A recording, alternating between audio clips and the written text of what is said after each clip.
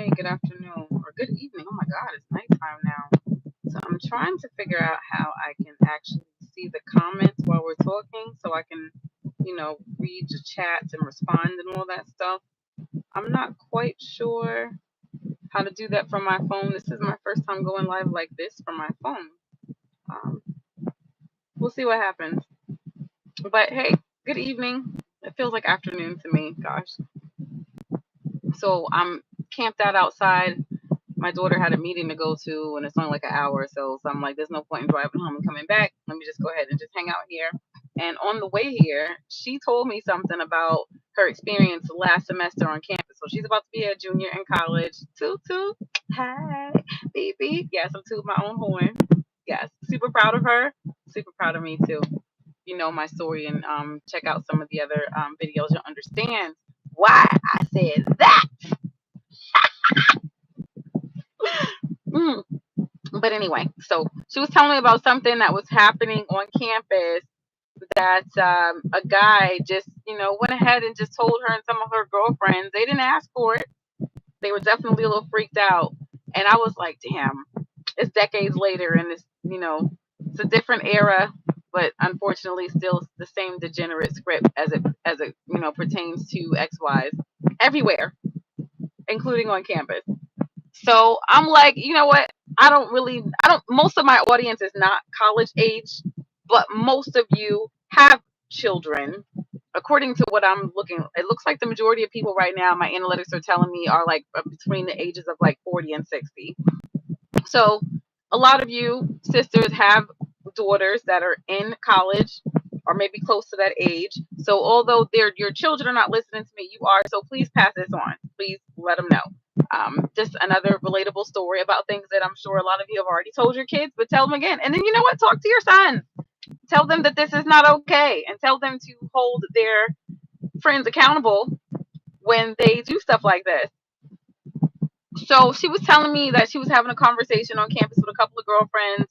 A guy came along, decided to join the conversation, and he disclosed to them, which was really weird and awkward. But he was talking about how he really enjoys. Uh, I don't really know what to call this, so I'll just say what he told him that he does. So they were talking about sexuality and how sexuality is a spectrum, and they were talking about relationships, cheating, stuff like that. And he just kind of turned the conversation into a weird place by telling him that one thing he loves to do is to literally go out of his way to find girls who are gay, find girls who are queer, and to gain their trust, to get close to them and convince them to have sex with him. And he talked about how he correlated it to cheating and how a lot of people, it's the thrill of doing something that they know they're not supposed to do, something that's bad, and how it feels good to get away from that. Hi, Omar. Thanks for listening and watching. Please share. This is definitely a PSA. I want girls in college to know that this is happening, and to just be aware.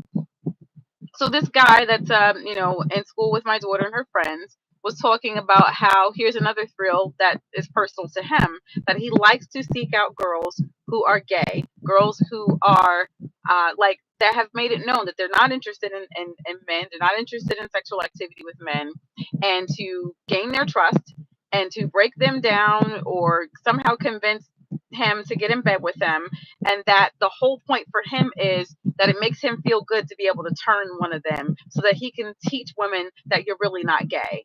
And that is so sick.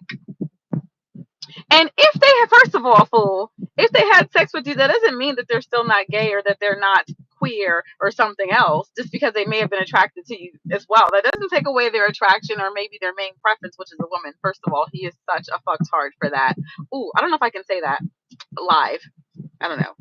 I don't know if YouTube is as strict as TikTok, and I don't want to scare dollars away either. So I don't think I can edit that out either. So it is what it is at this point. But that is so diabolical. It's sick. It's degenerate. And he did not see how that was predatory at all. And that points to a deeper conversation. And I'm not sure that I even have like the time or even like the emotional mental bandwidth. Beyonce 2025 this type of stuff is still happening, and it happens even in these. It probably starts in these younger spaces. With him, who knows? It may have started in high school, but it goes to show why in our current society as women you have to be so guarded all the time. I remember as a younger woman hearing from some older ladies that men cannot be your friend. It's not possible for men to be your friend.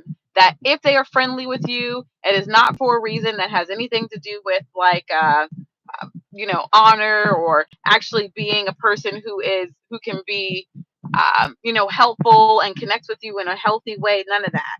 That's the bros. Hello. That I was told by a lot of older women that if they're being friendly with you, it's because they're attracted to you, and eventually they're going to want something from you. They're just trying to just bide their time. And that is so sick and sad. I'd like to believe that it's not 100% across the board with all men. I'd like to believe that, but I honestly have not been proven wrong yet as it pertains to like men that are like in my age range, things like that. Shit, even almost all of them that were older than me.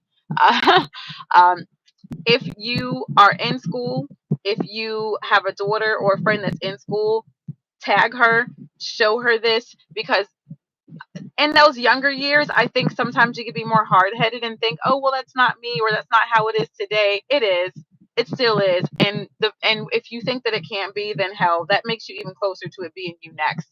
You just be guarded, pay attention, don't allow yourself to be alone. Know that when you put intentions out there into the universe, just like the universe will conspire with you and help you to meet your goals and stuff, unfortunately, there are also other people that are the exact opposite, who will try to challenge you, who will try to break you, try to turn you, just because they want to, just because they want to see if they can. There are just people in this world. There are ex-wives out there who are just disgusting and degenerate to the core. And you need to know and believe this, and just be guarded. Just everybody's not your friend.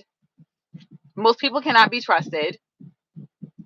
Don't be alone. Oh, I just had a memory. When I was a freshman in college, I remember I used to go to these poetry nights. There was a campus sponsored poetry night. I was so into poetry and music, of course. And there was an upperclassman who he just did just really wonderful, beautiful poetry about respecting women and all that stuff. And I was thinking to myself, that's so cool. So he told me that he would host these these private get-togethers where you're reading and sharing and stuff like that. And there's study groups and there's little private friend groups, no big deal, seemed innocent enough. So he invited me to one. It wasn't even late at night either. I went. Nobody else was at his apartment. Red flag number one. Oh, he's like, oh, you just got here a little early. A lot of times when you have a party, which this is kind of true, you have a party, everybody doesn't always show up on time, so just hang out for a little while. He offered me a Zima. At that time, I'm telling my age, huh? Zimas were like really popular. I remember he gave it to me. It was already open. Ding, ding, ding. Red flag number two. Didn't even think about that. Just enjoying the Zima. It didn't taste funny or weird to me. Waited a little while. Nothing ever happened. We never read no poetry. He's trying to get close to me. You want a massage, this and that. One thing leads to another, and not lead to another physically, because nothing happened, because I started to feel like a little off kilter, like in the head or something, and so I got the fuck up out of there. By the time I made it home, I wound up sleeping the entire next day. So, I can't make an accusation directly, but I will tell you the facts. He invited me there. Nobody else showed up. He told me it was going to be like a whole get together. Nobody else was there. He offered me a drink. And this is somebody that I thought that had a good reputation. He put himself out there as kind of honorable. His poetry and everything was so pro woman. And I should be able to go and trust that this is a good person, that we're going to have a good time. And bam, nope, not so. I slept that whole very next day in my apartment, and then wound up telling some other people about it. But we did not report it at that time, because that's just what it was during that time. I'm saying all this to say that there's an overwhelming majority of stories that come out from my generation, from other generations, from my daughter, about how there are guys in college, like this guy admitted, that will go out of their way to gain your trust, just to fuck you over, just to do you harm, and it makes them feel good to know that they got away with being the diabolical degenerates that they are. So beware, okay? Beware, be careful, share this. Hell, the good guy archetype, Those are the ones too, okay? The ones who try to slither up beside you just to be your friend, just to let your guard down, and that will play the long game. You can't trust those either. So that's it. Have a great evening. My name is Darling Nikki. I'm a singer. I'm a single mommy of four. One of them is in college. What? I am an actor. I manage my children. They do some a little bit of background acting in major films. You know what? With God's grace and more time and support and help, I would love to see that. And the goal is to allow them to go as far as they want to go, and to support them with that. And I am a flight attendant. Flight attendant job and singing on the side is what pays the bills. YouTube just got monetized. I appreciate all that you guys do to support what I'm doing with everything all the content that I create. I have a mug on the website, so keep buying that mug and sip like the boss that you are. The mug has my saying on it. My number one saying I've been saying for years is handle your business or your business will handle you. So get that mug with that saying on it. Remind yourself all the time. I also have a digital book on the website as well. So order that book, share it with a friend. Let it be a stocking stuffer. I'm talking about Christmas early. Yes, I am.